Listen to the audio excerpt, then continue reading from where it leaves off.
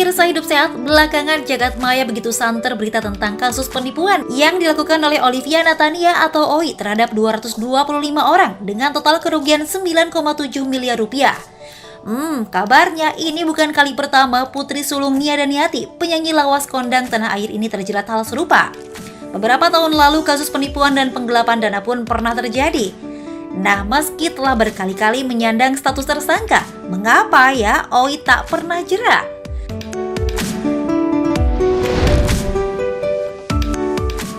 Berbohong adalah sesuatu yang buruk yang dilakukan secara sengaja untuk menutupi sebuah kesalahan. Dan kebohongan pun biasanya dilakukan saat orang tersudut.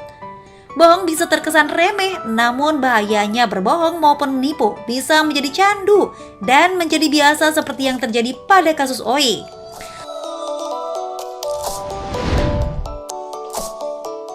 Lalu apakah ada kaitannya kebiasaan berbohong dalam kasus kejiwaan? Bagaimana ciri saat seseorang berbohong? Bisakah disembuhkan?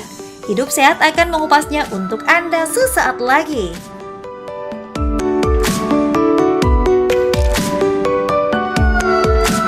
Oke, baik pemirsa. Aduh, bohong ya, Dokter Alin. Kamu tukang bohong. Aduh, lagunya ya? Lagu apa nggak, Dokter Alin?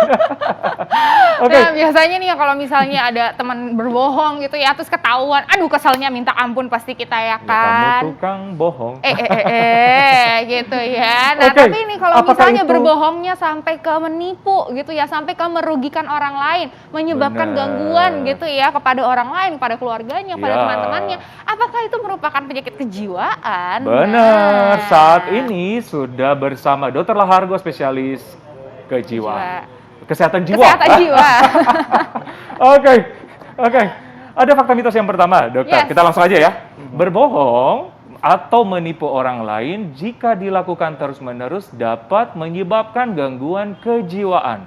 Fakta atau mitos? Ya, itu adalah suatu fakta gitu ya. Fakta. Karena berbohong itu adalah suatu bentuk perilaku dari seseorang gitu. Jadi ketika dia melakukan perilaku itu pada awalnya, biasanya memang ada suatu tujuan untuk manfaat, untuk keuntungan. Waktu dari kecil juga kita pernah selalu diingatkan ya bahwa jangan berbohong gitu. Karena misalnya kita memecahkan piring, memecahkan gelas, terus ditanya siapa yang dipecahin? Bukan aku. Tujuannya apa? Supaya tidak mendapat hukuman gitu. Benar. Kemudian di masa-masa dewasa kalau kita kerja gitu ya, kenapa kamu terlambat ini? Oh itu ada macet di jalan. Padahal kita mungkin terlambat bangun supaya nggak terlalu malu gitu kan? Oh iya biasanya gitu. On the way gitu. Padahal baru bangun gitu. On the way ke kamar mandi gitu. Iya.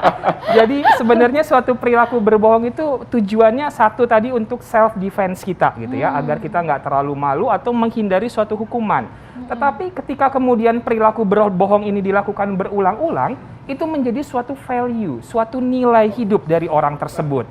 Dan ada suatu keuntungan yang dia dapatkan, dan ujungnya itu menjadi suatu karakter atau kepribadian. Kebiasaan akhirnya. Benar ya. sekali. Ada beberapa gangguan-gangguan kepribadian yang bisa memiliki ciri perilaku berbohong gitu. Contohnya gangguan kepribadian antisosial. Nah, itu orang dengan gangguan kepribadian antisosial itu dia berbohong karena dia merasionalisasi semua perbuatannya. Padahal perilakunya itu adalah perilaku yang tidak baik, merugikan orang lain. Tapi dia membenarkan apa yang dia lakukan tersebut karena memang tipe orang yang antisosial ini dia berani untuk melanggar norma, nilai, dan aturan tertentu. Ada lagi gangguan kepribadian narsisistik. Nah, itu gangguan kepribadian di mana orang itu selalu ingin menjadi nomor satu, ingin menjadi yang paling hebat, ingin menjadi yang paling jago. Nah, sehingga dia seringkali berbohong untuk melebih-lebihkan apa yang sebenarnya tidak dia miliki, tidak dia punyai, dia mengatakan hal tersebut dengan berbohong agar selalu dianggap orang sebagai yang nomor satu. Ada juga yang begitu. Ya. Ada juga orang gangguan kepribadian borderline atau gangguan kepribadian ambang. Sekarang disebutnya BPD, Borderline Personality Disorder. Nah, ini orang yang tidak memiliki citra diri yang baik. Dan juga orang yang regulasi emosinya juga kurang bagus. Dan seringkali dia melakukan tindakan berbohong itu untuk menutupi insekuritas yang dia milikinya. Nah, hal-hal tersebutlah yang bisa menunjukkan bahwa berbohong ini bisa menjadi suatu ciri, suatu tanda dari suatu gangguan kejiwaan. Waduh, Wah. ini ternyata ya berarti jangan kalau misalnya ada punya kebiasaan yang kecil-kecil seperti ini ya, Iya, Dok iya, ya, iya. itu juga harus kita usahakan untuk berubah. Iya, iya, karena gitu berbohong ya. kecil-kecil lama-lama jadi bukit ya. Benar sekali. Betul. Oke. Ya, Yes. fakta mitos, Dokter Fakta Alin. mitos berikutnya nih, sering berbohong nih, Prof. Dok, atau melakukan penipuan nih doa ya, Dok, Ya, dari amin. saya ya. Dapat menyebabkan seseorang sulit membedakan yang benar dan tidak benar. Ini Wow. fakta atau mitos, Dok? Ya, ini suatu fakta juga gitu ya. Fakta. Benar. Karena suatu perilaku berbohong, tadi kalau pada awalnya dia anggap itu hanya suatu kesalahan, ada muatan afektif gitu ya. Aduh, aku bohong nih, aku sudah salah gitu ya. Tapi ketika berulang-ulang dilakukan, afektifnya tuh menjadi tumpul gitu ya. Dia merasa, oh nggak apa-apa kok aku bohong gitu ya. Karena apa yang sudah aku lakukan ini membawa manfaat dan ternyata respon dari orang lain biasa-biasa saja juga. Atau bisa diatasi kok Wah, permasalahannya. ini sama kayak ada orang-orang yang bilang white lies. White gitu, lies. Dok. Betul. Ya, gitu ya. Kebohongan yang membawa manfaat gitu, katanya begitu. White lies berbohong untuk kebaikan. Ah, untuk betul. kebaikan. Tetapi prinsipnya sama saja. Dia tidak mengatakan yang sesungguhnya, gitu ya. Apapun itu ya, tetap Apapun berbohong itu. ya. Tetap aja judulnya bohong gitu ya. Judulnya bohong, meskipun katanya untuk kebaikan, gitu ya.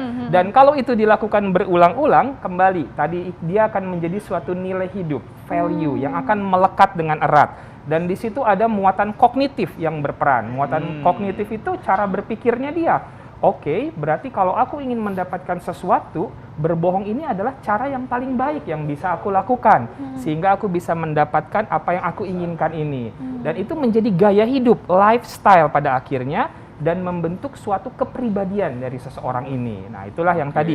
Jadi sulit membedakan ini benar-benar bohong atau benar apa jujur nih orang ini gitu ya, karena sudah menjadi suatu kebiasaan pada akhirnya. Iya, benar-benar. Oke, fakta atau mitos berikutnya, Dokter. Sering berbohong, bahkan menipu, itu menyebabkan kecanduan. Fakta atau mitos, Dokter? Itu adalah suatu fakta juga Waduh, gitu. bahaya ya. Waduh, candu ya. Jadi candu ya berbohong itu. Kenapa demikian?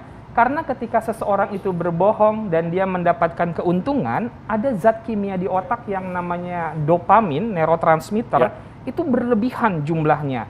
Itu membuat suatu perasaan atau sensasi yang nyaman, happy, euforia, dan gembira gitu ya. Dan kemudian ketika itu menurun, maka dia akan merasa, aduh aku tidak nyaman ini, nggak enak ini. Nah, dan dia hanya tahu satu cara, yaitu dengan berbohong dan mendapatkan keuntungan lagi untuk meningkatkan lagi tuh dopamin yang ada di otaknya yang bikin dia happy, tenang, dan bahagia tadi. Sehingga terjadilah yang namanya perilaku kompulsif, perilaku berulang-ulang. Nah, salah satunya perilaku berulang dalam berbohong ini. Gitu. Iya, iya. Kecanduan. Gitu ya. Yes, betul sekali gitu ya. Nah, selanjutnya nih, Dok. Saya sebutnya Prof terus ya. Ini nggak apa-apa. Doa dari saya, Dok. Amin, Oke. amin. Selanjutnya nih, Dok. Kebiasaan berbohong ini dapat meningkatkan risiko gangguan kecemasan. Ini fakta atau mitos, Dok? Tapi jangan dijawab dulu, dokter. Sesaat lagi kita akan kembali tetap di Hidup Sehat.